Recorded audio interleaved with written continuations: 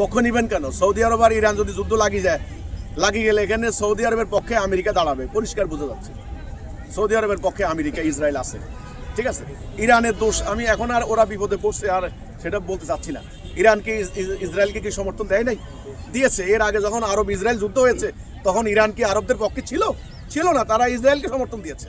তো এগুলো তো আল্লাহর শাস্তি, আমার কথা হচ্ছে না। কাজে আমি মনে করি বাংলাদেশ, আল্লাহ আমাদেরকে এখানে তাওহীদ দিয়েছেন, আমাদের ন্যায় অন্যায়ের জ্ঞান দিয়েছেন।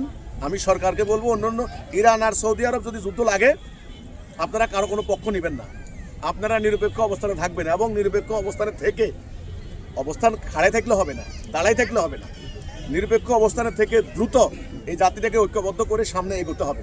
না হলে ইরান সৌদি আরবের পরে আপনাদের পালা। এই কাজে সৌদি আরব ইরান মারামারি লাগলে কোনো পক্ষ নেওয়ার দরকার নেই।